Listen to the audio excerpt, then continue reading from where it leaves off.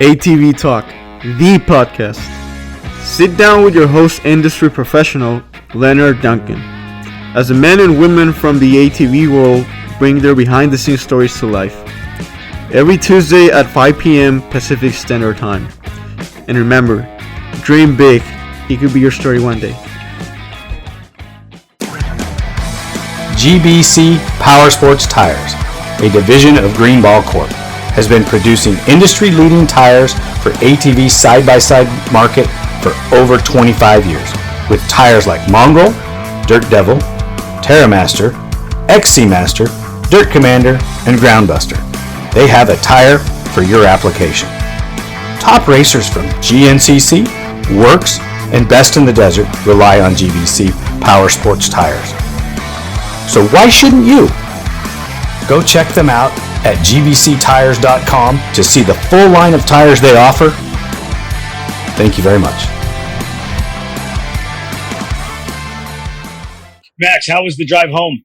She was a little long, but went pretty good, so can't complain. It was solid. Got to be with the family, so can't complain about that either. Did you get the trailer fixed? Actually, I just picked it up yesterday, so yeah. We got that fixed and all back together, so should be good to go. Great. You didn't have to. You didn't have to go backtrack to get the trailer, did you? So I came back here to Denver, where I've been staying and working, and then went to work this last week, and now this week.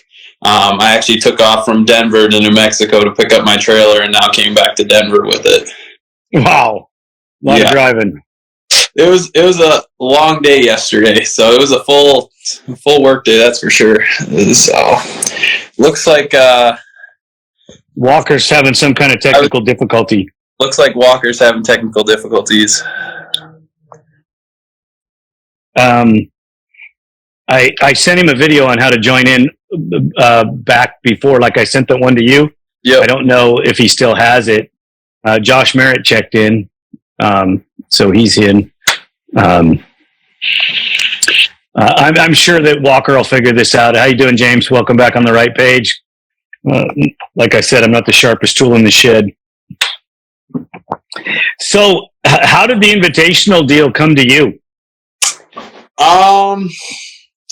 As in, how did it get brought up to me? Yeah. Just happened to pretty much get a phone call out of the blue. Like, I had kind of known about more of the reunion side of it. Prior to it had been talked about. Just between Weenan and Jeremiah Jones and myself, I'd kind of known about that. But the race itself, Wes just happened to call me out of the blue all of a sudden one week and kind of fill me in on the details. And from there, we just kind of, took off and went from there. Oh, no, I need better lights. Were you playing in the dark? Walker. I'm in my truck. Yeah, well, we can deal with a little bit of dark. It's okay. This looks bad. Here we go. It's just going to be my face. It's going to be weird. So, how's everybody doing tonight? Good. You're doing great. Hey, Max, we're doing great. How are those hands feeling, bud? How do they look, bud? They're good. They actually still look pretty rough. They look worse than they are, but I can tell you, I went back to work Wednesday, and I work for a moving company, and that was almost as painful as racing. Moving stuff all day with the blisters and stuff. I'm like, this. I can't imagine, man. Leonard, did you see this man's hands after the race? I know. I wasn't allowed to stay. Bloody, full bloody. I mean, they're to the bottom. Bloody palms. I mean, just unbelievable. And he held Bo Barron off until the last 12 minutes. Yeah, somewhere around there. It was until we hit. Dirty dog, you. That was great. I mean, for an ATV MX guy to hold off Bo Barron for an hour and let's say hour and 15 minutes, and to literally come across the line. And when I came up to Max, he didn't even say words. He just held his hands out in front of me like this, and it was just blood. literally both hands blood, and I was just like, dang, like I'm so impressed right now. Like, look, you're a good motocross rider, but to be able to come out to any sort of endurance race, whether it is woods or desert, and do what you did, hats off to you, man. That's incredible. Well, I appreciate it. I had some, I had some guys out in front of me keeping me pushing, so it would have been a lot easier if I was just out front. So seeing you guys in the pace you're at, I couldn't just let you take off. So didn't quite make that happen, but no, it means a lot, man, especially coming from someone like yourself. But yeah, that was probably one of the hardest races I've rode, just because of like physically endurance-wise, I wasn't too bad, but it was halfway through and my hands were raw. Like I just couldn't hang on anymore. We were to the point where I'm like, this is just not fun. So, but knowing Bo was coming behind, like for me, it was the biggest motivation to keep going. And then seeing you guys take off that pace, I guess when you give yourself no trees, it makes it so much easier just to stay in the gas, I bet. So for you must have been loving it. So it sure looked like it. No, I don't know about all that, man. No trees. It was weird. Like, I've tried to explain to people what the difference between like 18 to 20 mile an hour average. So, we're pretty good at like figuring out our pace to like get our practice tracks right. So in 17 to 22 mile an hour.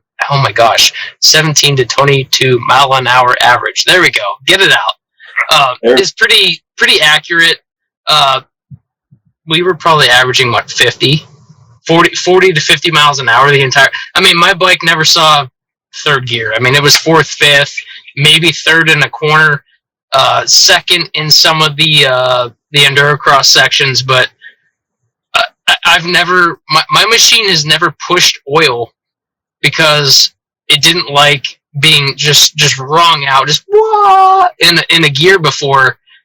Yeah, and I just couldn't believe it. Like, so in practice, I pushed a pint of oil, 16 ounces, and in the race, I ended up pushing 12 ounces, just because of the inability to pull a high enough gear to where I was not in a rev limiter on another gear.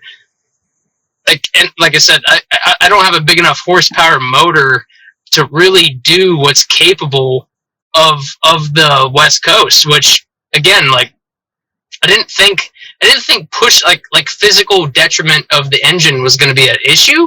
So like, Max, I'm sure your bike was fine, but like our little XC motors were struggling so hard. I know even John Galata had some issues. They made it to the end, but like it was not good. Yeah, no, like for me, I didn't have so much issue there. It was set up for me, like how stiff I was for moto compared to... You were too stiff. I can guarantee you were too stiff. Like, not even... I had that bike as soft as I could get it, every clicker, like, had the rebound fast as I could get it, and it was too stiff. Like, I think that, like, I've never in my career had bloody... Like, I've never had a race where I come off in my hands. Like, I'll get a blister every now and then, but nothing too bad. And that was, like, halfway through the race, and my hands were just shot. Like, I've never had that. And I just, same as kind of what you're saying, I think just those high-speed bumps, like, just not anything. Even us on a moto track, like, we're probably somewhere around 30, 35 mile an hour average. Like, you're never, like, a couple of those straights, I was like, I need more gears. Like, this is getting too long. It needs to keep going. Like, I just felt bad for that thing. No doubt. Like, it's so impressive, man. And just, anyway, Leonard, you were going to say something. I want to hear it. Did anything that we talked about when I was giving you some pointers, did any of that go through your mind when you were out there? I mean, all of it. So the only issue was Walker Fowler was out there just walking away. So I'm like, yep, pace yourself, but the dude's just taking off. So this is not working so well. But and then here again on my side, the being soft and long. Like, I'm used to a 19.7, 19.8 inch or front shock. We were at a 20.5. And even then, we just totally missed the mark on how soft it needed to be.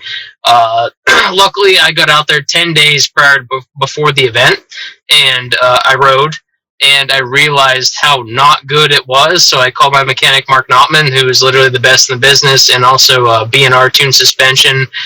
We got together, and we worked on a triple rate setup that we thought would be somewhat close, but I still was off. I actually ended up being soft enough, but I think my spring rates were a little off. I was almost too soft. I was almost too stiff on the valving, but too soft on the springs.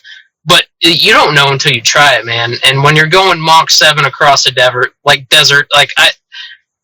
there's such a difference between going between trees and hitting berms and ruts and stuff, and then just being as hard as you can possibly go and then just slam into a K-rail. Like, I don't even think people know what that means. I can't explain. Like, I hate K-rails. At this point in my career, I do not like K-rails. Second that. I could go without one for a while. Right? Like, they need it in a track. I didn't know my suspension was really good. Like, I have to admit, for totally missing it a week prior, that we were able to get the suspension so much closer, and obviously, I mean, we were able to win, so that's incredible, but I don't need K-rails. We could really do without K-rails. Well, we'll have to make sure to put that in the drop box. Somebody was asking flex bars or the pro taper setup, I guess. The precision clamp, I bet. Yeah. I'll take my flex bars any day of the week. Yeah, I'm going to say flex bars. I even went to the lighter elastomers, the yellows. So on the East Coast, I run reds. I don't really want to move a lot. On the West Coast, I had rode Alex Ortiz's bike, and he had the yellows in there. They broke down quite a bit more than mine. You know, he had a lot more hours on them. But I opted for the yellows for the race, and it was a huge improvement just for those just massive. When I say potholes, like on the East Coast, when we think of pothole, we think of something you see on the highway, like in Ohio, New York, West Virginia. You know, like a 4-inch deep by a 1-foot hole. When I say a pothole out west, it swallows up a side-by-side.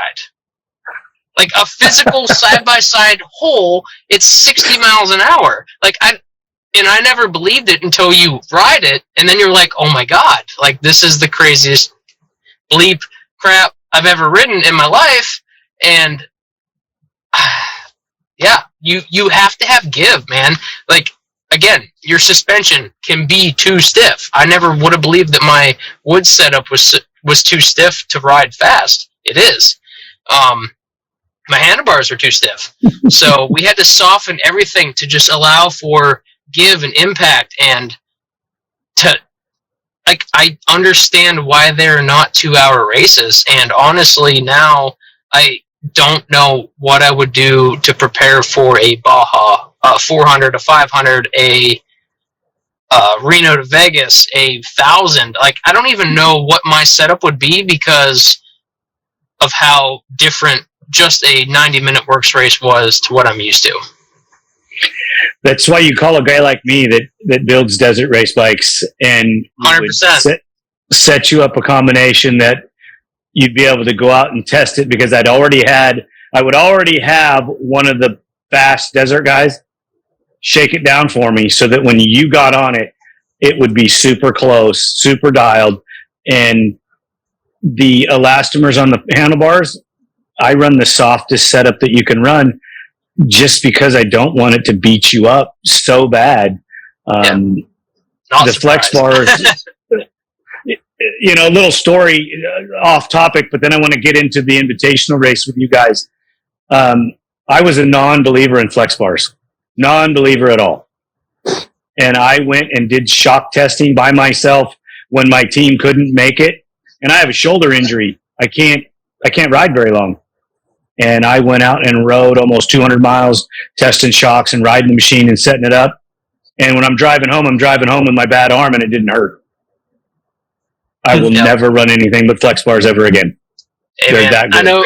I know they're not for the moto guys, which Max, I'm sorry, you might be over here on your screen. I'm not sure where you're at. But, man, for off road, the flex bars are so good, and they're just so proven. And again, they might be too heavy for you guys. And I get, man, for your short races, you guys are all about weight, and that's another big thing leading into that invitational race.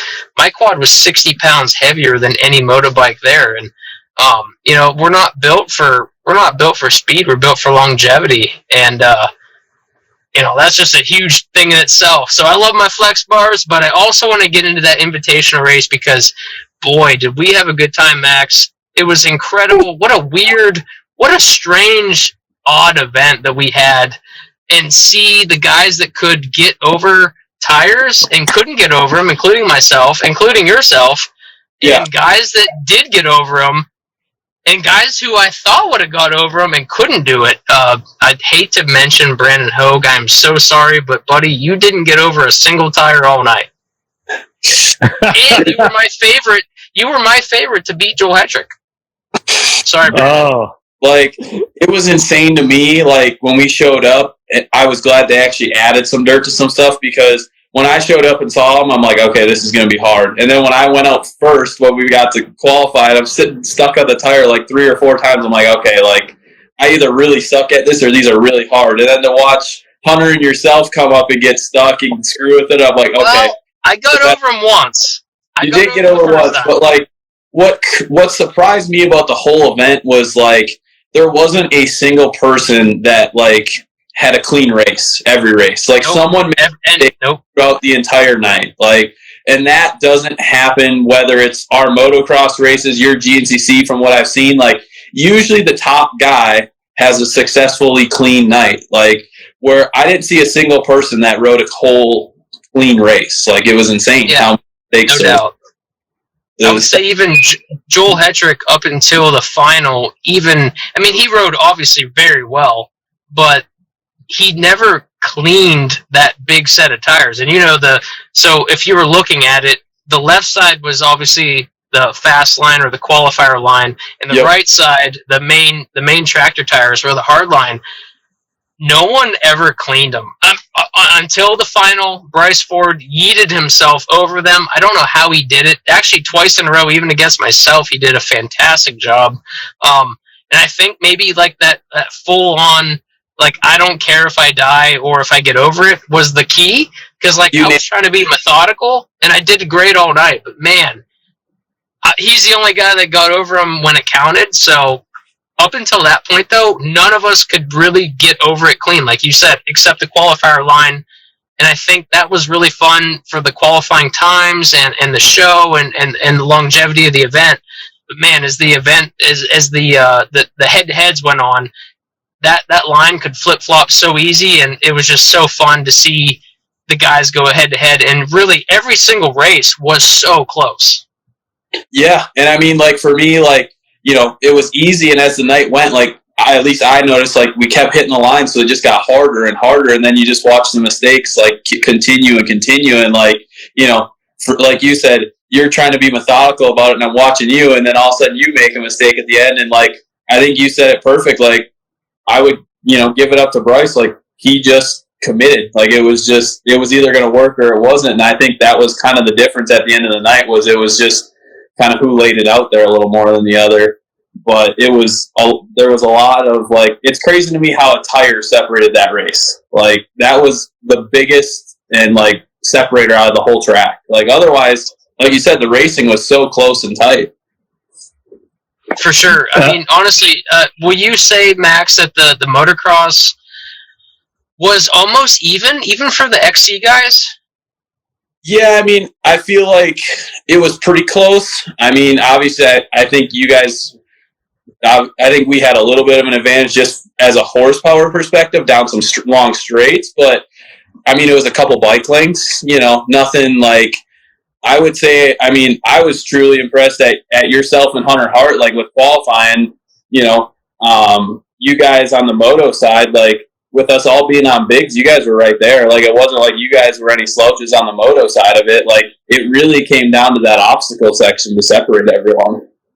Yeah, and that's really what I was excited to see from from Wes was I was nervous that and having raced it now at the Works race, that the Supercross style was going to be a little bit maybe favored to you guys. Yep. And then when we went to that track in Cali, Sandy Valley, right? We went there, and I walked it. And I'm like, man, this feels kind of like a Durham town or an Aonia Pass, like a track that we actually, if we're all in big tires and we're all on 50-inch bikes, like we're not really at a disadvantage. So a lot of the XC guys do practice moto, so I was just really happy to kind of see that. I mean, it sucks. The whole situation for it to be switched venues and the whole nine, it did suck because we lost a lot of spectators and we lost a lot of head count. And, man, it could have just been even bigger. It was still really big. I got to tell you, I mean, Leonard, you were there. Max, obviously you were there. It was still a great event. It's just a shame. I don't know. Like, I wish we could have had this exact same track layout, but move it to Prim. And I think we would have had ourselves one of the best. We already had one of ourselves the best nights in ATV history, but I think had it been at the original location with a similar track layout, it could have been the best night in ATV history. Yeah, you have to take all of the things into consideration and lay it all out. It would have been amazing if it was all in the one place with the lights they had there. You think about all the things that went on that day at the track. The lights went out. We were moving tires and logs. I mean, you guys showed up and I had just got done helping move logs and tires. Yeah. You know? I mean, when I got there wasn't a tire on the track. Like, it was a straight moto track. This is true. Okay. True. I got there at 4:30 and we were just having to come around. And I was like, well, screw it. I don't know if those guys can get over that, but I'll try it. Yeah. For $10,000, I'll try anything. What did you guys think about John Natale before they put dirt in there being the only one that could get over the tire? I mean, I thought it was going to be a Walker Fowler John Natale final, so. I wasn't thinking my odds at that point in time. Under the impression I might be faster to throw it over. Just get it up there, push it over. Yeah, there were a lot of moments where it was faster to literally just see who could bench press a four-wheeler and launch it over tires. So, I mean, honestly, I think John still wins that competition too. Damn close. He is incredibly fit. Yeah. He still got it, man. Did we determine, is he 47? I think he's 46 or 47 years old, yeah. Okay, so yeah, like John, I'm sorry if you're watching or if anyone tells you, but at 47 years old, guy still freaking got it. I know personally, watching qualifying, I was like, I really don't want to race that guy. And then obviously going up to Hunter Hart in round one, we were not happy together as a GNCC group having to race each other in round one. We thought maybe the times were, maybe not quite fair or something. I don't know, but it ended up being what it was, and we had to race each other. So someone had to win, and unfortunately for him, it was me. And then round two, I raced John Natale, and I'm like, I literally remember on the starting line, I shook his hand, I looked over at him, and Wes is getting ready to wave the flag, and I said, I really don't care what happens. I'm racing John Natale for a real race in my career, and, like, there's no business for this. And I'm just so excited and so happy. And he was like, I think on one hand he wanted to be like, dude, you're weird. And at the same time, he was like, sounds nice, like, sounds good. And then after the race, he was like, dude, you know what? Hats off to you. And I'm so thankful for that moment in my career. And it meant nothing, obviously, but it did to us. And I think that's another huge cool factor about that race is that it brought a lot of guys together that would have never raced each other, especially different genres of racing, and then B, different time periods of racing. I mean, again, I'm 30, he's 47. By the time I was really getting into it, he was aging out.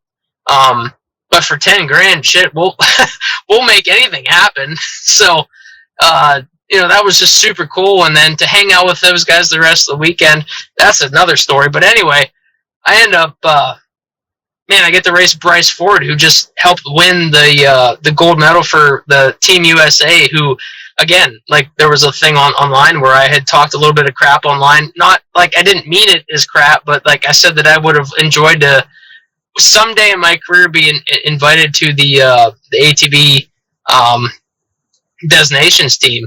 And this year was not that year. The team we had was fantastic. Everyone did great. So, just to race Bryce Ford, and I was beating him for a moment, but man, he cleaned those damn tires and just ended up going on to win the whole thing. And I don't think Joel Hetrick saw that coming. It was just incredible. It was just a weird thing to see, man. Yeah, I'd agree. Like, I'd like to second on that whole, riding with different generations of people and all that. Like, I've never raced an Italy yourself. Like, to line up with all you guys, it's someone as a 7-year-old kid. Like you said, you looked and you're like, man, this is the top guy. Like, you're all getting to race. And at that point, it's just cool to be there. Obviously, you always want to go to win, but just, I never met yourself, Walker. Always watched it, but never met you. Like, that's cool to, put a name to a face and get to meet people and race people. And, I was impressed with just how, like, solid the whole field was. Like, it was good racing no matter what the race was. It just, everyone was there and it was good competition. No. Max, sorry, Walker, Max, the somebody from Ecuador said hello, and then somebody wanted to hear your deal with rolling into your first go around in the invitational. Somebody in the feed was asking a question about that. Just how that kind of race went? Yes. Well, it wasn't clean, that was for sure. Definitely. Max, did you end up racing Ladone? Yeah. Yes. That was literally one of the best races of the night. That's kind of what I've heard. I would have preferred it to be a little more stretched out, but it was literally one of the best races of the night. I mean, from getting stuck on the tires the first lap to catching back up and then going over the handlebars the second lap and then making the last turn pass. I couldn't have wrote that one how I did it. So it was definitely a fun time. Like, it wasn't how I planned on it going at all. Obviously, as me and Walker have talked, I suck at tires, so we'll just get that out of the way.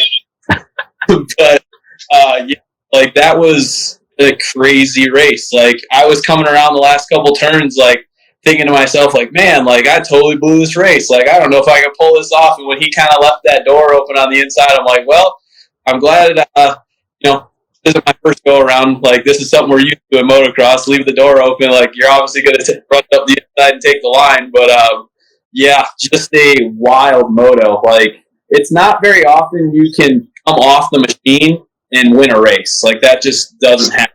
So for that to happen, twice? Did you go off the machine twice? Twice, yeah. Yeah. I was trying to keep. Yeah. It might have been twice. And still win the race. Yeah. Dude, it was the craziest thing I've ever seen in my life. I loved it. Also, hats off to Jeremy Ladone, a guy that I'm local to as well. So he did a fantastic job. He was the only guy on a narrow bike, but still, dude, he left the door so open at the end, and man, did that motocross skill show at the finish line. He had no idea that Max was there. That's what I was. No idea. I don't think he knew that I was coming. I think he had it, and like, I actually feel bad for the dude because like he just gave me the golden opportunity and he didn't even know it. Like, I felt bad at the end of it, but I was so fortunate because like if it wasn't for doing that, like there was no time to do anything else. So. Oh no, you were fresh out of time, and you took full advantage. And dang it, was that one of the passes of the year for sure. And then, how did your second round go? Me and Ford were racing to the second. I hung up on the tire. We both got beat by Bryce. Yep. So we both got hung up on the same set of tires. So I think they claimed. That's too funny. Bryce is still so excited. I got to talk to him last night, and he is still smiling and still, just ecstatic, and still can't believe that it happened. I mean, I could believe it. Like, I don't think it was nothing against him, but I mean, Joel Hetrick's a favorite. Like, you know, that dude had a perfect night, and then to go out there and put it to him, like, hats off to him. Like, it was just a really good ride, and it all worked out for him. Like, I'd be sky high too right now. Like, it was for, you know, a first time event and for everything to go your way. Like, that's an awesome night. So super cool. Bryce just joined the feed.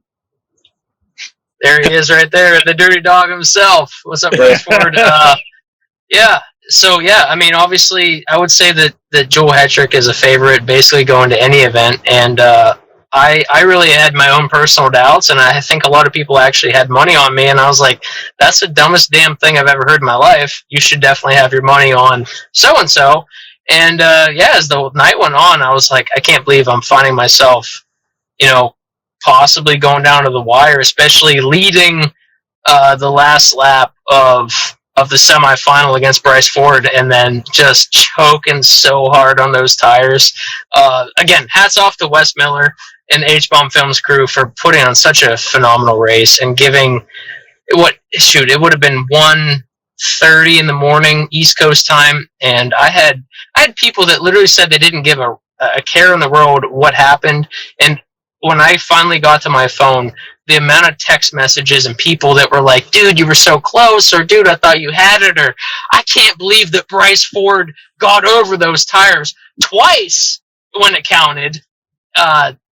I mean, it was just cool to see people excited, because, yeah, we weren't out anything. Like, you either won 10 grand or you were the same guy you were 20 seconds ago. So it didn't really matter. And at least for me personally, I had no expectations to actually win the money, just to be invited to race guys like Max or John Natale. Oh my gosh. Like, for me, again, the $10,000 was to race John Natale, and to win that race in my career, unbelievable. The year I turned 30 too. Like, I'm an old geezer now, man, and it just, I don't know. I'm starting to really appreciate these races and these things in my life a lot more than I did 12 years ago, 16 years ago. Not that I don't appreciate any of my championships or any of my wins or any of that, but, like, I know that my winning days are less now, and to battle the top of the top and be a part, just to be invited, just to be a thought in the ATV industry. Max, you were thought of to be invited. There were 13 guys at that event. Yeah, and there was probably I think there should have been 17 or 18. Yeah, I think there should have been almost 20. Yep. So there should have been 20 guys at that event, I think, which was the goal. To be one of those 20 people at that event, I think that in itself speaks very highly of not only my career but Max's career and the people that were there. I think that's what it means to me. No, I agree. Go ahead, Max. Yeah, I was going to say, like, for me, that was the biggest, like, you know, did I plan to go to the West Coast? No. Did I plan to race a Worcs race? But, like, because of that invite, you know, I got to race a Worcs race. I got to come out and do this event. Like, you know, especially for me at 18, like, you know, Walker, yourself, you're established. You're, you know, 7-time champ. Like, that's, you know, saying something in our industry for, you know, a young kid like myself, like, to come race a 7-time champ that I'd never race otherwise. You know, that's, you know, a huge honor, a huge invite. Like, of course I'm going to be there. And I think that's how it was for a lot of people, and I think that's why the event was just so cool. Like, it was something that we all just felt honored to be there. You're 18. I just turned 19 last week, if that makes it feel a little better. But I raced guys. So check this out, Walker. When you were becoming a pro, he was just getting out of diapers. I'm aware. That's like, I hope people understand, like everyone's like, dude, you're not old. And then, like, you talk to these guys, and I'm like, no, I literally am that old. I promise. Like, I'm still a kid, man. Hey, before you were a pro? 30, like, you got 10 more years, man. I mean, look at Chad. Alex. Oh, okay. Hey, when you're 30, talk to me, all right? Well, bro, wait a second. Bo Barron was racing professional motorcycles and ATVs before you turned pro, Walker. And he's here we still are racing. again. I know. I'm just saying, like, so, I'm not dead. Hell no, I ain't dead. But I'm just saying, like, my knees don't work like his do. Well, dude, I'll just twist the throttle a little harder. I was gonna say it looked good. Looked good at the Works race to me. So it looked like the old veteran had it going on. So us young guys' hands still ain't quite had enough. I'll say your hands suck. I don't know what you got to do to fix that, but man, these old guys are gritty. I'll say that we're gritty. When push comes to shove, we find another gear and we just go get the damn job done. So you have to figure that out, young man. I'll give it to a work in progress, but I'll say we'll definitely. Leonard's trying not to laugh. I'm not. I'm just enjoying the hell out of this. This is great. No, so Max, also, I agree that you and I had never actually spoken until the Works race, correct? Yeah. Actually, well, that's a lie. Until the night of the invitational. Yep. But then, but Max and I really got to talk a lot the day after for was it practice or the day of the race? Day of the race, walking the track before there. Yeah, so day of the race, walking the track, we got to spend about 2 hours together. Great kid, man. I can't say enough about Max. He's going to continue to be phenomenal in the sport, and I think that's just, especially as an all-around racer, and not focusing his efforts solely on one thing. I appreciate that, especially now I know he's only 19. I thought he was much older than that.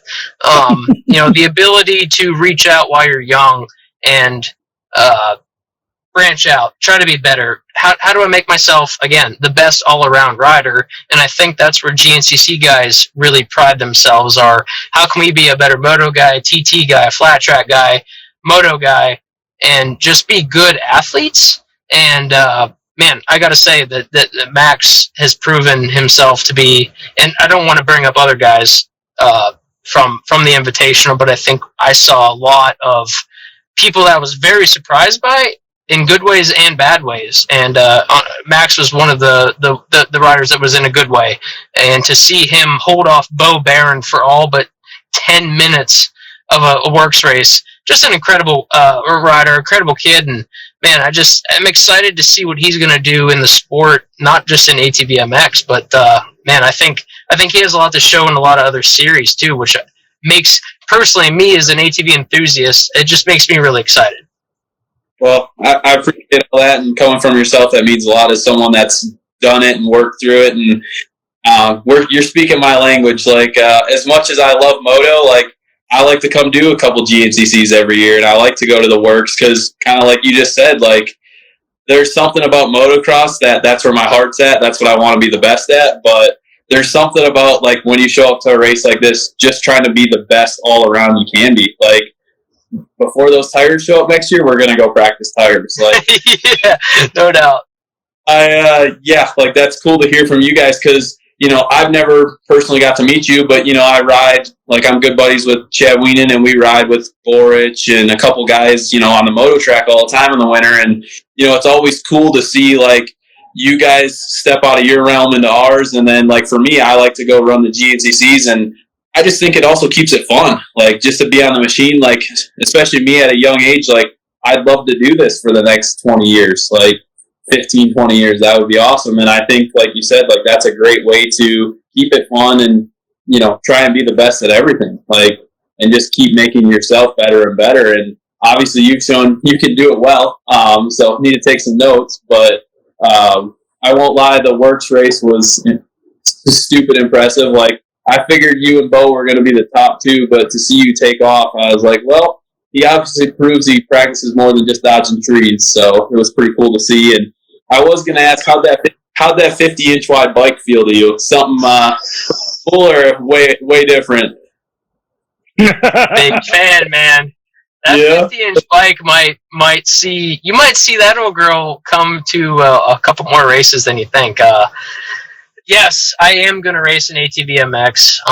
I do have to do it at a certain time in the season where it doesn't affect any of the Yamaha guys' points, all the stuff. Get with Steve Nessel and Donnie Luce and everybody, but maybe a red bud. I think we talked, right? Is that not on the schedule now? So for what I don't know if the schedule's not okay. really. So never mind. We're gonna disregard that we. We're gonna disregard anyway. Yeah. We're gonna try to do a race later. If it's not, I have to do one next year. At this point, like I understand that unless I'm in a championship battle, which I hope I am, and then I have to miss another opportunity at ATV-MX. If I'm not, I would like to try an ATV-MX while I'm young as I can be, and have a decent setup. But man, that 50-inch bike was something else, dude. You guys, so on big tires, I feel like I don't even have to lean, and I have ridden it with the little tires, and boy, is there a whole lot less work involved, and the lap times drop dramatically. On my personal practice track, my full race bike, GNCC bike, versus a stock motor bike with just little tires, 4-second difference.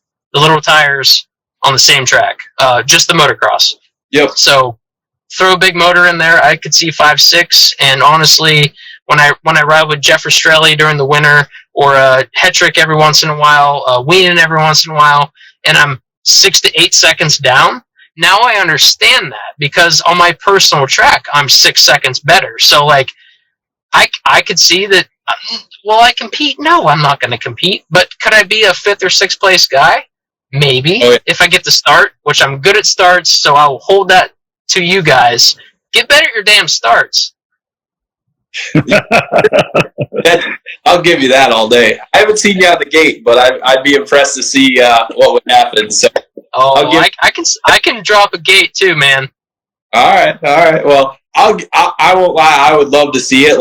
I totally agree. I think you guys all day could be a top 5 threat, if not better. The time you put in. You just showed you come to a Works race, you could come here and win and contend. Not that saying anyone can go anywhere, but I think you kind of said, with the right amount of time and the right equipment, you're either a good rider or you're not.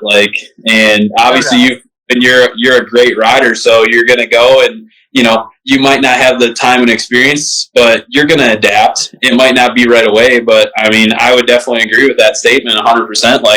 I see top 5s all day.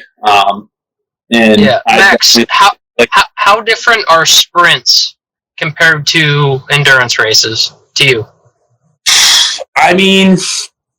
To be honest, 20-minute sprint as hard as you can go versus an hour. An hour to 20 minutes. I'll do some 40-minute motos in practice and pretty much push the whole time. That's very rare. Usually we're 25, 30, and you definitely after 30 minutes have to pace. You're going to slow down a second a lap. That's just kind of where you're at. But for yourself, from what I've seen, I don't think it would take you very long to figure out a sprint pace for 20 minutes. I truly believe, I think the endurance is harder than the sprint. You guys, those first, from what I've seen of the Woods races and the Works, those first, 10 minutes you're pushing, you have to be almost sprinting. Not that you're, maybe as fast as you could be, but I'm sure you're pretty close to as fast as you can go. Try. Yeah, I definitely would say, give yourself a week, a month, and I wouldn't be surprised to see you no problem do it. So that's what I was gonna say. I would have to take a minimum of a month of doing nothing but 10, 15, 20-minute sprints to even have a chance, because in 3 to 5 minutes of doing a true sprint that you guys do, I get the worst arm pump I've ever had in my career, and I already know that that's a huge problem. So I already know, even though if I could do it, I might be a 5th or 6th place guy, the arm pump would make me a 15th place guy and probably get lapped. So I'm not going to pretend, and I've read some of the comments that are coming up, you'd smoke me on a start and your bike is so fast. Your guys' bikes and XC bikes are not even the same, so that's another thing I would have to get used to. I'm used to 55 horsepower, big torque motors, low horsepower. You guys are running 60, 65, pushing 70 horsepower machines, huge torque numbers, and these things are designed to last 30 minutes. Yeah. My race motor will go 40 hours. I mean, I will say, changing the oil here and there. Yeah, like that. Don't tell Mark that. That Mark, alone will be not listening. a huge change, and that's kind of where I was going to go. Was I didn't know, like, for me, like, I'm the person that I don't like to take off a sprint right away either. I like to kind of work into it because otherwise I pump up. And that was what I was going to say. I think you can sprint and do the whole moto. It's more how tense you're going to get, how tight your body's going to get right away. Like, dude, that. I'm gonna blow up so bad. Let alone, again, adding 10 to 15 horsepower that you guys ride. I don't know how you do it. Yeah. You'll work yourself into a system where you're going to have to control your breathing better with the amount of horsepower. It's just like the guys that are throwing heavy weights around when they're lifting. You have to learn to breathe in that environment with the different horsepower and the different terrain, setting up to hit the jump where you're holding your breath instead of flowing like you do through the woods, and you're relaxed and you're breathing. Arm pump comes from holding on too tight and holding your breath. So once you, well, big jumps, I get it. So Walker, you're a true professional. And as far as figuring it out, I think that you take that month and you'll have it dialed in, and look out, guys. I think you'll be a top 5 guy. No problem. I've got a track like Ironman. I don't even want to ride. The jumps are too big. I'm not interested. So I'll start there. Like if everyone's like, oh, he's going to do a full series, I would never hit one of those jumps. So screw that. I don't know how you guys do that. Hats off to you guys. You want to Sandy track. Like, I could see you like a Redbud, like you said, absolutely killing it, because that is. Oh yeah, Redbud or Unadilla was one on my list, but I don't think it's on the course now. So that's yeah. No, it would be cool to see, because it would definitely.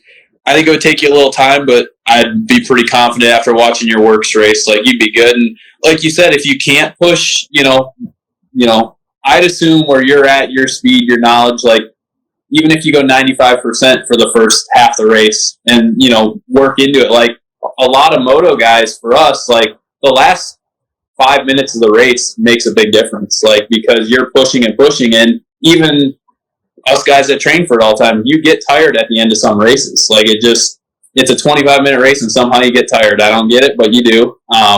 And I think for you, like, it would be a huge benefit to you guys. Like, I think for you to come in, like, it's going to feel so short to where once you hit the halfway point, you'll be able to drop the hammer, and, it isn't going to matter because you're so used to going that extra hour or, hour and a half.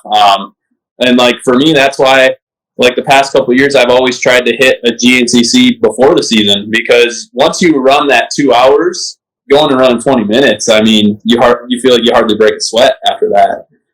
No doubt. And Max, once you dodge trees, do you feel more comfortable racing riders very closely? Like, when you have inches to spare, do you feel better about threading the needle?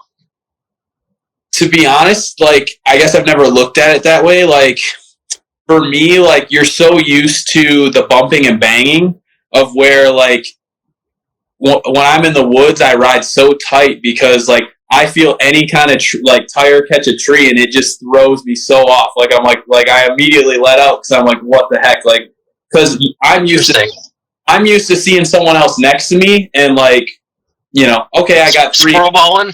I'll just pinch it. Like, if we touch, we touch. Like, where tree get within an inch of me, or I touch a tree and, like, I freak out because I know the tree's not moving. Where, like, other riders move. So from that aspect, like, I would definitely say, like, it makes you more comfortable around tight spaces. Like when you have a hole shot or something like that, or, not that our national tracks are that way. Like when I go to a local track or like I ride at home, if you ride a tight track with trees, like I notice myself not worrying about it near as much since I've rode the GNCC. Like I've rode a couple tracks that are, sand pits through the trees, and like it doesn't bother me like it used to. But on a national caliber track, it's so wide, like it's not something that usually plays effective. Gotcha. I was just wondering if it would like I wondered if stationary objects made you feel more comfortable than movable objects like other racers or that sort of thing. Take the movable object all day. You hit a movable object, you got a chance. You hit those stationary objects. Okay. See, I'm the other way. Like, I hate horses. I hate things that move. Like, I will take, I know I'm hitting that tree or that rock or something 100 yards before I ever hit it. Like, I'm coming up to it, I'm like, oh boy, I'm screwed. So, at least I know I'm going to crash. But, like, I hate trusting other people. So, I think for me, like getting used to, again, the first 5 minutes of the races when there's 25 guys on top of each other, I don't know what I would do if I didn't have a good start, and I usually, again, pride myself on a good start, so I'm the only guy I have to worry about. So again, at that Works race, I'm like, there's 18 dudes on the line. The last time I lined up with 18 guys was probably in 2013. So I yanked a hole shot and didn't have to worry about it. So it worked out really good, and I don't know. A gate start, I'd have to practice it, but I am good at it. I already know I am. It's just timing and then having the bike set up. The bike set up, having the gearing right.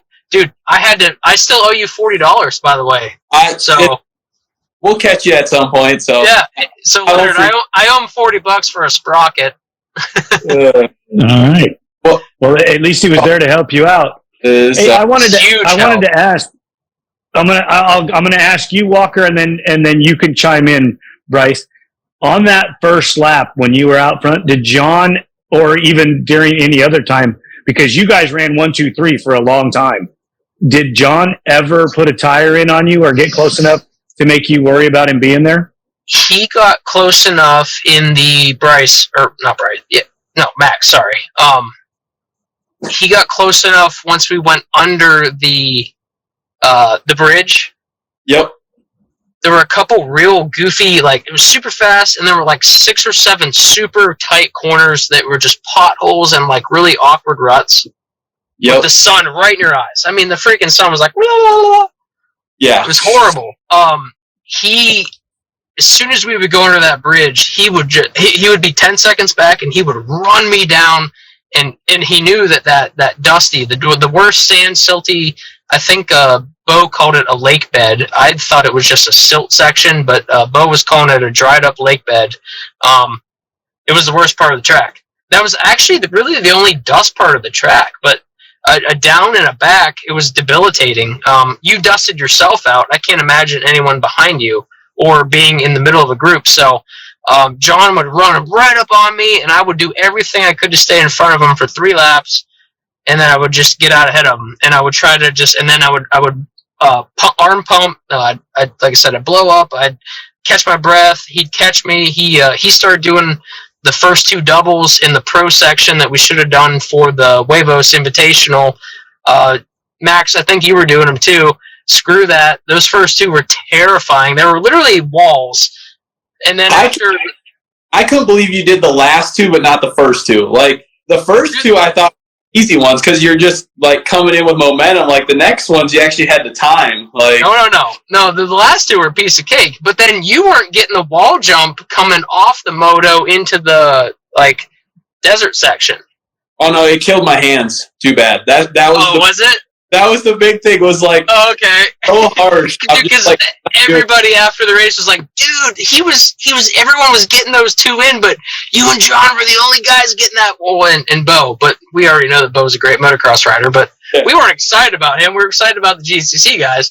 They're like, you guys were the only ones getting that one out. And I'm like, I literally did it the first lap because I didn't want John to pass me. Also, I doubled the logs off the start. Yes. Saw that. That was stupid. But I thought Galata was going to do it, so I was just sending it because I was like, I have to stay in front, whatever it takes. And so I doubled the logs, about killed myself. I do that wall jump. You do the 17 rollers, and then I bombed out of the rollers into the middle of the desert and just found a landing, which was sick. Everyone had been doing it in practice, and I hadn't done it, so I don't know. I never did it. Like, I didn't like landing in the hole out there. Like, it was just harsh. I was like...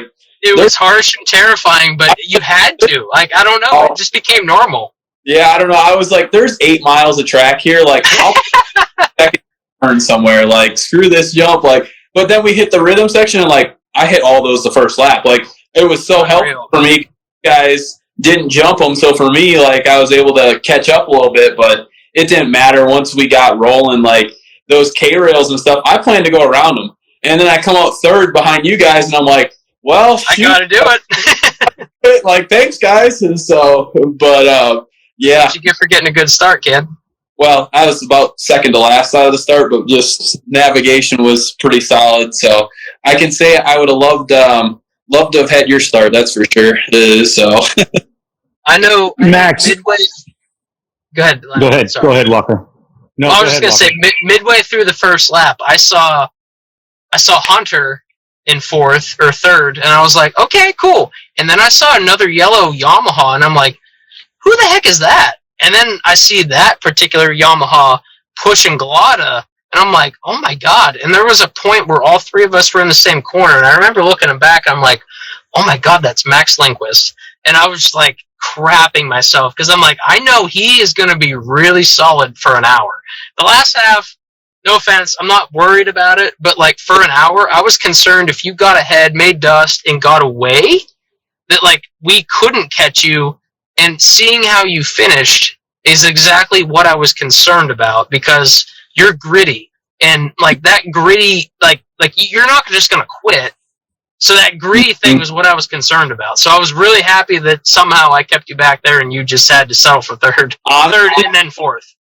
I was so good until we hit the silt bed. Like, once I had no vision, you guys, when we got out of that, you guys were already, like, I was coming into the pits and you were coming the other way. Like, I was on Galata and then I was just gone. Like, the dust came up and I was like, I've never experienced this in my life before. Like, what the heck am I going to do? Like, I hit some, like, tumbleweed thing out there, like, hole, like, it was a total shit show, because I knew, like, myself, like, everyone I had talked to was like, you know, I talked to Leonard and they're like, you know, pace yourself, get out there. But I knew, like, after the first couple turns of how rough the track was and how, like, hard the bike was on me, that I was going to be beat no matter what after 45 minutes. So, like, you were so stiff. Like, your bike was so stiff. Oh, dude, I don't have flex bars, nothing. Like, it was just raw, like, and I knew if I could get in front of you guys, like, I could make dust and I could hopefully keep you. And that's exactly what I was trying to prevent from happening, because I saw you pushing and I'm like, oh my god, if Max gets ahead of us, we are screwed. And that MX bike, when you're pushing that hard in those conditions, so the key is you have to push that hard, or else it beats you up. The harder you ride it, the better it's going to work. Yep, and it was like Leonard, he was flying. He was on rails. I was on rails till we hit that dust, and then it was game over. Like, once that happened, like, I lost probably 10 seconds, and from there, like, you guys kind of held your pace, and I just couldn't get the bike to work how I wanted it to, and you guys were just hammering that same pace, and, like, I just couldn't handle it. Like, I just had to, like, I look back, and I'm like, all right, like, I can hold Hunter off, and then hopefully these two either slow down or I'm third.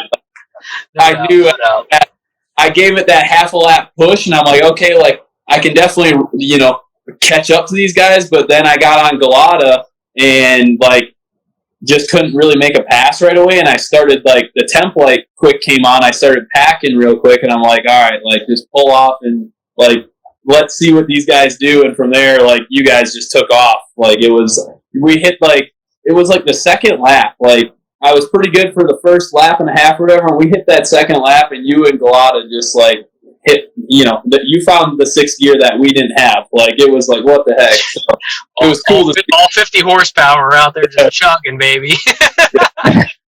So how fast did your hands go away?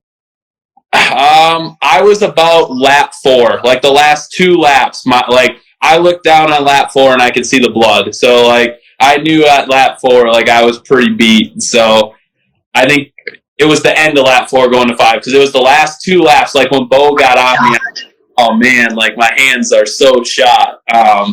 And it ended up, held him off the lap and then got to those damn K rails and the second to last one, like it just caught me. Like I got hung up on it and there he drove away. And I'm like, well, there went that shot. But I kind of not that I expected it, but at the same time, like my whole goal was to stay third. Like I wanted to be on that podium, but to come up a little short with as close as I was, like I was pretty happy with it just because I knew how like harsh my machine was on me. Like I've never rode a machine that was that brutal. Like I was so over that machine halfway through the race. I'm just like, when I pitted for gas, I almost pitted like just take the air out of the shocks. Like just do take them out.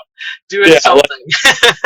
Because this thing's like, dude, I can't. And I tried to tell my mechanic when I came out that a week early, and I tried to tell Glada and a bunch of other guys. I was like, dude, you don't understand how soft you have to be. Like, it ends up not being soft, but you need that top part of the stroke to be so forgiving because it's just going to beat you to death. Mm-hmm. And no one understands that until you do it. So, like, to hear you say that, I'm like, I don't know how you rode as fast as you did because my XC setup was so off, and I'm softer than you are. Oh, dude, it was brutal. Like, I just got to the point where I kind of, like, I started taking the weirdest lines. Like, I was, like, far outside. Like, I was cutting across the track, like, because I knew, like, the bike was going to just kill me. So, like, once I knew you were gone, I had this gap. I'm like, all right, like, I need to find all the soft, like, blown off stuff, and I need to ride all these soft lines because otherwise the machine was just going to kill me. And it worked for a while until Bo caught up to me because I was, taking my good old... Yeah, but you made a 7-mile track a 9-mile track. Yeah. That really... And he taught me I couldn't really do that because I didn't want to relinquish the position, and then it just, you were printing it out. Do you think you could have got through the K-rails and held them off? Because after the K-rails, up to the finish line, there were no endurocross sections. If you could have got through the rocks. If you could have got through the rock section.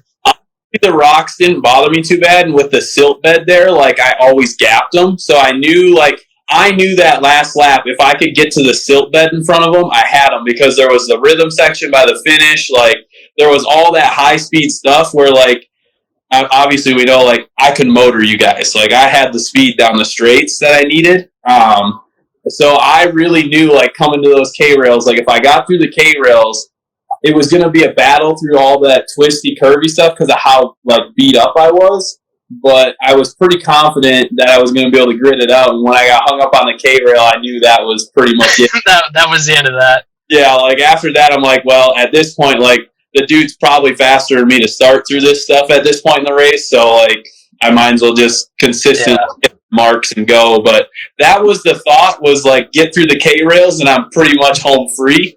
On the tables, don't go in the pond, and then just haul ass into the desert. Dude, that pond, thank God you said something. Dude, did we not go look at that? I didn't get to see it. You guys did. I showed up that first lap, and, like, I remember... Do you understand what we said? Don't go in the freaking pond? Yeah, well, I got a little closer than I like the first lap. Okay, but I tried to warn you. I was behind you and Glada, and, like, you guys slowed down, and I'm like, all right, like, they're slowing down for a reason, but I'm going to hit it just a little harder. And, like, when I landed at the bottom, I'm like, holy crap, they weren't kidding when they said 4 feet to the water, because I'm 3.5 feet there. Like, we're close. So Leonard, literally the track, so the truck track, You went over the main tabletop for the truck track, and then, Max, correct me if I'm wrong, the other one was like just like maybe a berm of some kind, or... It looks like almost like the dirt they would have dug the pond with, like they just piled. Like, I don't even think it was part of the track. So then we, like, mega bumped. So you could almost step it up. Like, the way the rain ruts had shaped it, you could almost step on top of this thing. And then when you would drop down the other side, I mean, this is a 70-degree angle. It's like that. I'm not kidding. And it turned to the right, and literally it went straight into a freaking pond, like a 10-foot deep irrigation pond that they were literally using to irrigate the whole track with. Yeah. No, like, you could easily jump to the bottom because I did it, and it was not the line to take. Like, it was... No, like, there was water. Like, yeah. And I remember, so I was out there, myself and, Hans, who used to own HMF exhaust pipes, and, my gosh, who else was I out there with? Was Johnny with you? Might have been Johnny. I forget who else. There was a handful of us. We were out there walking the track, and we were out there during the pro bike race. And so apparently they closed all the gates off. We're East Coast people. We don't know what's going on. They closed everything off, and we're like casually walking back across this truck track. And the Worcs officials are like, "Get off the track! What are you doing?" You know, not necessarily being belligerent, but like saying, "Oh my God, we had no idea you were out in the middle of the desert. What are you doing here? You can't be here." And in GNCC, we're allowed to be on every inch of the track, so we have no idea what's going on. So we get like ushered out of this. We can basically get thrown through some like razor fence at the same time that Dante Oliveira comes through, and it just Mach 7 through these. It was just incredible to see what these guys do, but obviously for insurance reasons that, there can't be spectators on the track. So we got lucky that we just happened to miss it. And then I ran into Max, and then we stood together for 2 hours watching the bike race. World's fastest beta. I don't even know who that guy was, but he was killing it. So hats off to that guy. And that's him and I kind of kicked it off, and man, it was so fun and just super cool. Like, I can't wait to race Max again, whether it's ATV-MX or another invitational race or a GNCC race or even a local race. You're at Wisconsin? Oh yeah, far north, Wisconsin. Far north. So yeah, like I think Ohio sucks, but Wisconsin really sucks. So I'm just kidding. You're not wrong. As far as weather goes. Oh yeah. In the summertime, fantastic. Wintertime, we're going to Florida, kid. Yep, we'll see you there. So, but how far away is the training facilities where you guys train? I don't know where you go. So, don't you usually go way south? Yeah, I'm like Fort Myers area. Okay, so like I've usually stayed up like Gainesville area by Waldo. Okay, yeah, so he's like 3.5 hours away north of me. So in the chat, they've asked about freaking 5 times if you guys are going to come out and race Worcs in January. I won't be this year. My 4-wheeler came home. I'll race Prim again next season, and the goal is to... Man, my lighting sucks. My goal is to leave a machine out there for the 2024 season is my goal. Great. Yeah, it would be something after the season again if I would go. I would like to go back, more just a timing thing with what's going on. But yeah, I won't. The only thing I may be at before our motocross season would be if I attended a GNCC. That'd be the only thing I would consider attending, would be like the first round of GNCC. But even at that, we'll just kind of see with how our training's going and where we're at and all that fun stuff. But definitely would race those Worcs races again. It was probably, like, I've done all 3 of them at this point, and it's definitely a fun event. It's like so similar to Moto, but yet so similar to part of the GNCC to me. So, I really took to it well compared to the GNCC. Like, the GNCC for me was a super big struggle because you never get a break from trees. Like, the focus you guys must have for power. Yeah, I've done like, and I'll end up doing okay. I ran, the Pro-Am class last year at the first one and took 3rd. Like, it was a decent race, but every time I ride one, I hit a tree. Like, it doesn't matter what I do. Like, I get an hour and a half in, and then all of a sudden some baby little tree just catches that front A-arm and you're spun around in a circle. Like, at least the Worcs race, I just had to get over some K-rails. Like, that was the gist of it. No doubt. So, yeah, maybe Walker on the line for one of the G's. So So let me ask you guys, if another invitational comes up, do you think you'd be in? Yes. Yeah, I'd be there. So if it was at the summer break, would that be a negative or a positive for you guys? For you guys, I don't know with your break how long, but in between. See, I don't know. I think that the time of year it was really, I mean, it sucks for the Worcs guys, obviously, because had Bo not had the championship wrapped up, it's kind of falling at their championship. But for ATV, MX, and GNCC, our championships are over. So, like, we're able to travel, we're able to kind of really plan and do a lot. So, to say that I would do it over summer break, especially if it's out west, I doubt it, because, I mean, it's going to be 120 degrees, and we just have a lot going on. We have the Heartland Challenge. We had the Kenda 9-hour this year that we did. I try to do... How much money would it take How much money would it take to get you there? I mean, I don't know. The 10,000 was a pretty that was a pretty big enticing amount. So yeah, I don't know. I think it would be tough, man. With like I said, with all the championships still up in the air, for people to go as hard as they went. I mean, look. I mean, Bryce Ford literally launched his body into oblivion for $10,000. Mm-hmm. Like, you're not going to see that over summer break. Well, man, I don't know. Maybe you probably wouldn't, because he would be going to the Dis Nations. So you're not going to see these guys race the way that you saw them, because until October, November, we all have something going on. Yeah, I'd kind of be like, I don't think you're going to get your top guys to show up when you have a championship on the line. Like, that's the big issue. Like, if it was another series or something like that, like if there was some kind of bigger reward than a single race, I could see maybe something happening. But where we almost are contracted to be there. Yeah, and like I think for a lot of us, like at that point, if you're going that far for a race mid-season, like obviously it can't be a winner take all kind of deal. You'd have to have something that made it worthwhile for everyone to kind of show up.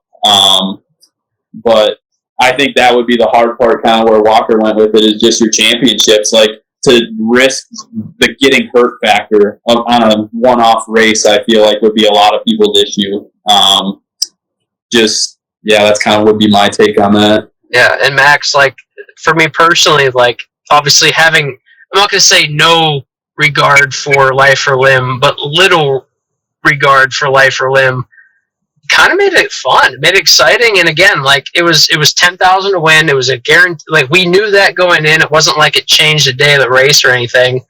And I don't think it should be a series. Yeah, I don't want it to be a series. I think it being a one-off, a one-day event, a winner takes all. Maybe, obviously if we could get something for second, third, that'd be great. But I think like a main, just a one day thing, it almost has to be that. Okay, I see that. I liked it. I mean, I think it was cool. It brings a lot of hype to it. I don't know how many people you'd see make the trip would be my issue. Like, I think a lot of people did it because it's a cool event the first time. I would just be curious. Like, with a lot of people working, at least like on our side of the series, like, I don't know how many guys you would see show up, just kind of from what I've heard. And true. So what if we made it lucrative for the top three? Yeah. What if we made it lucrative for the top three on a 2-day event? So you race and get money on on Friday. You race and get money on Saturday. Maybe some sort of like qualifiers and some sort of like main sprint thing, and then maybe make the second day a little bit longer to cater to us or something. I could see that. So we'll see. I don't know. I think talking to Wes, I don't see him doing it again. I know somebody's working on it. Yeah, I know him personally. I don't see him doing it, which sucks, but it is what it is. But I wonder if it would happen. I'm curious to see. Unfortunately, you hate to make it about the money, but for people to travel as far as we're going to travel, it has to kind of be about the money, and that sucks. But we have to. Yeah, like, I mean, it's for me or you to go out there from the East Coast. It was a $2,000 trip in diesel, if not more. Oh, yeah. No, I mean, we had $2-3 grand just in travel before you ever stayed at a hotel, before you ever ate a meal. So yeah, and that's where I personally would love to go. It was a cool event, and that's just why I was like being real about it. I'm like, man, like I'd love to go, but if it's going to cost you $5,000 to go, like there's got to be a little more, I feel like, of an incentive for all these guys to come out, or I don't see everyone making it. A certain, for sure. But I just think that would guarantee the like top riders to all be there at that point. For sure. And I do still think the way it was presented the first time, we were all willing to take that risk because we didn't know who was going to win. And I still think who we thought was going to win didn't win. So it was still super fun and super cool. Oh my God, I dropped you. No, I agree. I'm over here talking with my hands and I forgot what hand I was talking with. As long as you don't forget which hand's turning the throttle, you're okay. No, usually the right. Sometimes the left if it gets a little sore. At the Works race, I was considering my left thumb for sure. Do you run a thumb or do you run a twist? I'm a thumber. I run the 09 Suzuki thumb throttle. We're running same thing, dude. So. Yeah, I'll say because that's a Chad Wienen trick. So, Yep. The Honda has that goofy bolt that digs into your index finger and leaves you a terrible callus, and the Suzuki gets rid of it. The throw is a little longer than I would like, but man, just not having something dig into your finger the whole time and have a terrible callus or calcium deposit, it was totally worth the change for sure. Yeah, no, I came from a Suzuki, so for me, like that was just. Oh, so you actually raced a Suzuki, right? I did the Walsh hybrids, the Suzuki. Oh, okay, that's right. So I came off the. So for me, like I was all Suzuki. So everything I can to do to stay close to it is kind of what I did just for comfort reasons. Yeah. But no, I agree. By far my favorite throttle I've tried. Just like you said, from a wear perspective and a throw perspective, like it's kind of has the best of all of them. So. Yeah, I mean, it's comfortable for me and for at least a lot of people that I sell the machines to that have that throttle on there. They end up loving it. So I just had to ask, a lot of you guys, Worcs and G, it must be something with endurance. A lot of guys run the twist. I was just going to say, what made Walker switch from twist to a thumb throttle? So I did win my 2011 XC2 Pro-Am Championship on a twist throttle and 2 overalls that season. And for me, it was the mud races. The lack of being able to hold on and the inability for like true that like pop throttle control. You can't move your wrist as fast as you can move your fingers. So for me, that quick, when I need it, especially on the EFI quad, now anyone on a Honda, you're screwed because the quad's going to shut off. But the EFI Yamaha that I recommend riding... Hey. No, it's all about tuning. When you quick blip the throttle, it'll actually respond, and it'll do a lot of cool things. So for me, a thumb throttle was a huge asset. Now, Johnny Gallagher, Chris Borich, Chris Bithell in the past.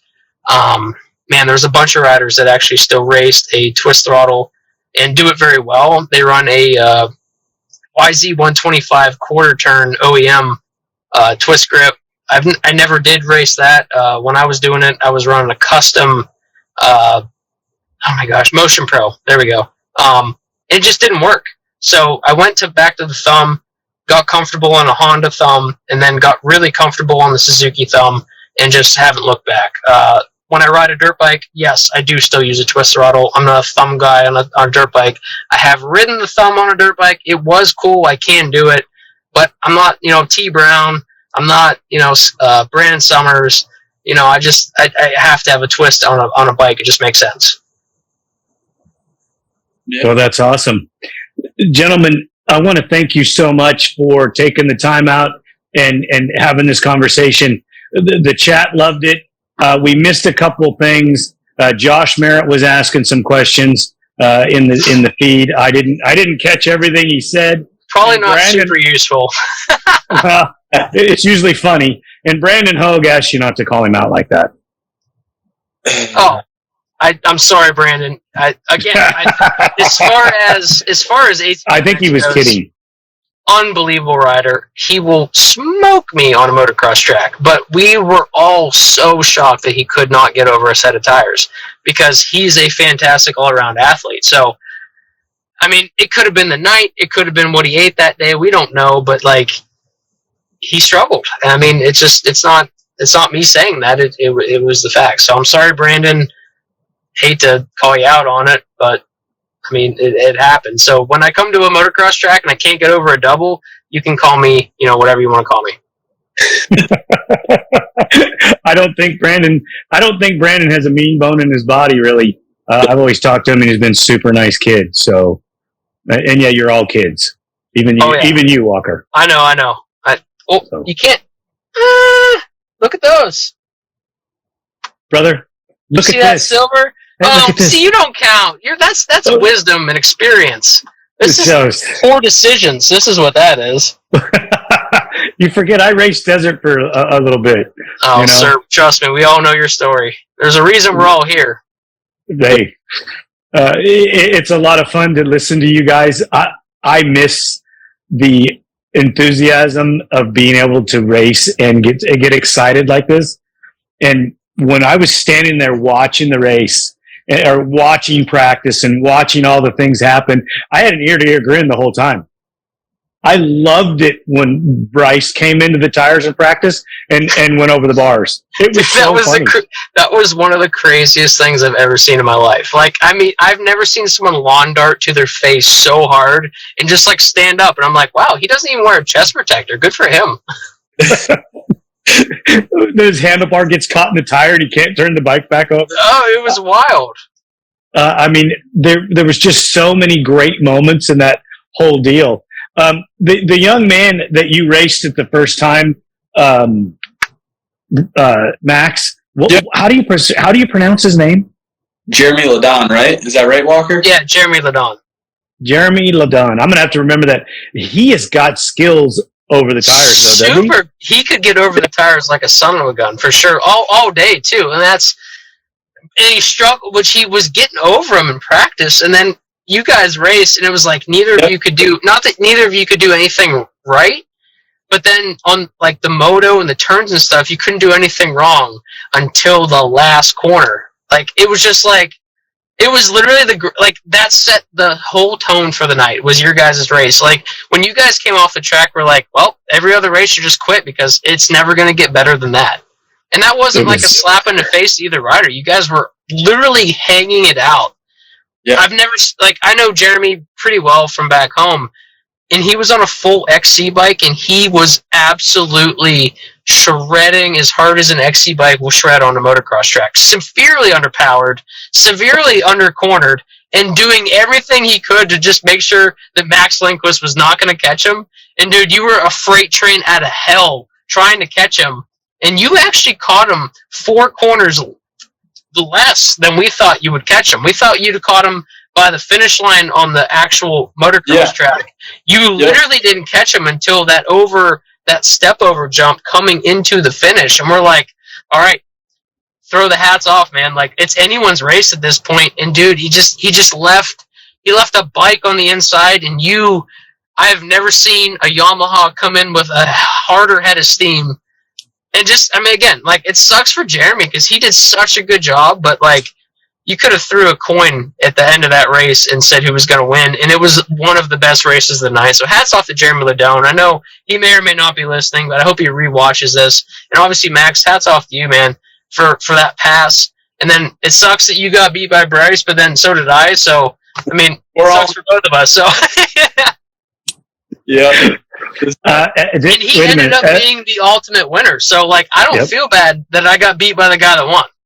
Yeah, so for me, it wasn't getting beat. It was just like beating myself. Like that's how I felt about that race. Like everyone that lost, I just felt like you beat yourself. Like for me, I got the tires. Like, and that's what probably burns me more than anything else is like when you beat yourself in a race. Like it's not if you just can't beat someone, like they straight up were better. And Bryce, obviously was that day, but when you beat yourself before the race is over, that's like the hardest way to lose a race, in my opinion. No doubt. And that's where I was. Like, when I beat Natali, I don't think I beat him because I was better. I just beat him because I got through the tires better. Which I'm going to say I was better. No, and John knows. We talked a bunch after the race. That was so cool. But damn it, man, I was so good in the tires. That the big set of tires. The left side was easy. Not easy, but you could get through it almost guaranteed. That right set, if you drop the right front in that right tire, you're done. The left side had dirt in it, the right side did not. Mm-hmm. You drop it in the right side, it was over. And man, at the end, every single rider did it except Bryce Ford. So congrats, Bryce, for being the only guy to somehow pull it off and win $10,000. You dirty dog, you. Hey, rather be lucky than good, right? Yeah. He's skilled too, man. Yeah. We talked after the race. Fantastic kid, fantastic family. Unbelievably fast bike. Oh my gosh, did he run me down on the motocross portion. I made that WFR Yamaha the widest 50 inches that it's ever been in its life. And I held him off, but it wasn't for long. So it was still fun, though, man. I had a great time. Yeah, that was awesome. Gentlemen, again, thank you so much for coming on, and I really appreciate it. Walker, I need to catch up with you about XC. Max, we need to talk about MX, and I'll be in touch to both of you guys. And again, it was a pleasure sitting down and talking with you, and you're both amazing racers, and congratulations on the Worcs win. Awesome. Appreciate it so much. Max, I literally, not that I didn't agree to it before, but as soon as Leonard said that you were on the show, I was like, I'm 100% committed. So I apologize. I was 5 or 10 minutes late. I was having a hard time getting on the show. We were all late. You're all good. So all right, but I screwed up and started it on the wrong page. No worries, man. It happens. I know. Hell, we had 60, 70, 80 listeners early. I know we have 30 now. So thank you guys so much for hanging out this long. Always a pleasure to be on ATV-TALK podcast. Leonard, thank you so much. Max, thank you so much, man. Best of luck on your upcoming season and your training. Please stay healthy, man. That's the hardest part. I know that. Being an old geezer, just stay healthy. You have a good You're shot. not even old, bro. You're not even old.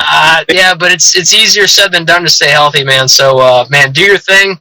You're an awesome athlete. Hope you get to race a full season next year. And, Leonard, thank you so much for always having me on the show. Appreciate you, man. Hey, you guys are awesome. Good luck, and we'll talk soon, guys. The team here at ATV-TALK would love your feedback. Please email us at hello@atvtalkpodcast.com. Duncan Technologies International. More than 33 years in the industry building racing programs and ATVs around the world. We build winners. Thank you for listening. We hope you enjoyed the episode. If you did, don't forget to rate us on all the available platforms and share us with your loved ones. Follow us on Instagram and Facebook for more ATV Talk news. See you next time.